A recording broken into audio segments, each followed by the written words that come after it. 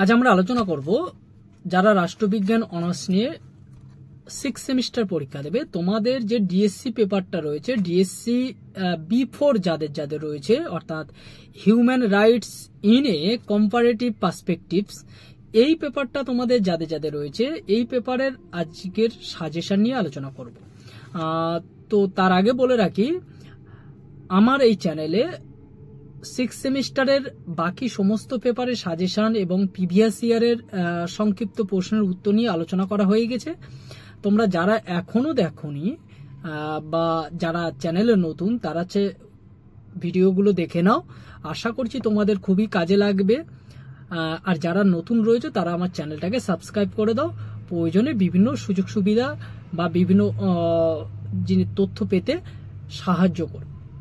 তো দেখো, তোমাদের যে প্রশ্নগুলো আসতে পারে এবছর, তার একটা সম্ভাব্য ধারণা আমি দিচ্ছি। দেখো, মডিউল 1 যেটা রয়েছে, মডিউল 1-এ আমি তোমাদের জন্য যে প্রশ্নগুলো রেখেছি, তার প্রথম প্রশ্ন 3 প্রজন্মের মানবাধিকারের ব্যাখ্যা করো।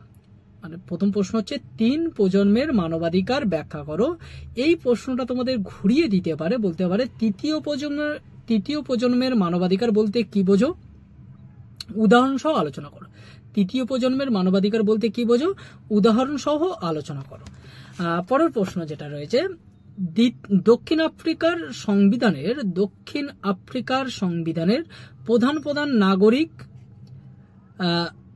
অধিকারগুলি সম্পর্কে আলোচনা করো। দক্ষিণ আফ্রিকার সংবিধানের প্রধান নাগরিক অধিকারগুলি সম্পর্কে আলোচনা করো। 3 নম্বর প্রশ্ন যেটা রেখেছি, ভারতে সন্ত্রাসবাদ বিরোধী প্রধান আইনগুলি কি কি? ভারতের সন্ত্রাসবাদ বিরোধী প্রধান আইনগুলি কি কি? যে কোনো দুটি সম্পর্কে আলোচনা করো। পরের প্রশ্ন, সার্বজনীন মানবাধিকার ঘোষণাপত্র বলতে কি বোঝো? এই ঘোষণাপত্রে মূলত কি কি অধিকারের কথা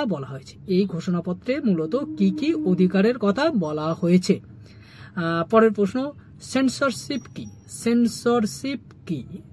ভারতে গণমাধ্যমের ক্ষেত্রে সেন্সরশিপের ভূমিকা আলোচনা করো।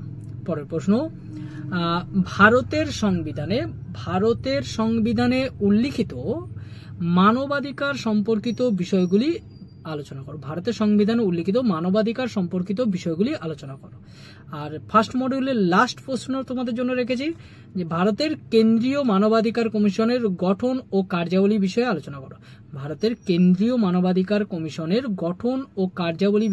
আলোচনা করো। এই হচ্ছে তোমাদের মডিউল 1 এর প্রশ্ন। এবার দেখো, তোমাদের যে মডিউল 2-র জন্য যে প্রশ্নগুলো আমি তোমাদের রেখেছি, তার ফার্স্ট প্রশ্ন, দক্ষিণ আফ্রিকায় বর্ণ বৈষম্যবাদের উপর একটি টিকা লেখো। সেকেন্ড প্রশ্ন, অস্ট্রেলিয়ার আদিবাসীদের জমি অধিকার আইন সমূহ আলোচনা করো।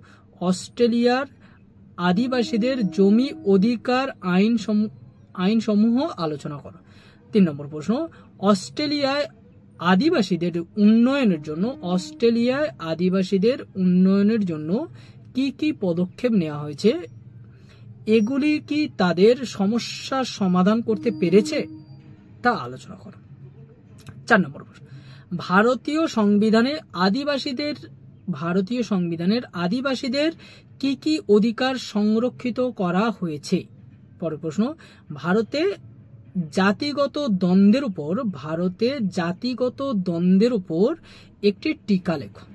পরের প্রশ্ন, পাকিস্তানে লিঙ্গভিত্তিক হিংসার উপর একটি টিকা লেখো। পরের প্রশ্ন,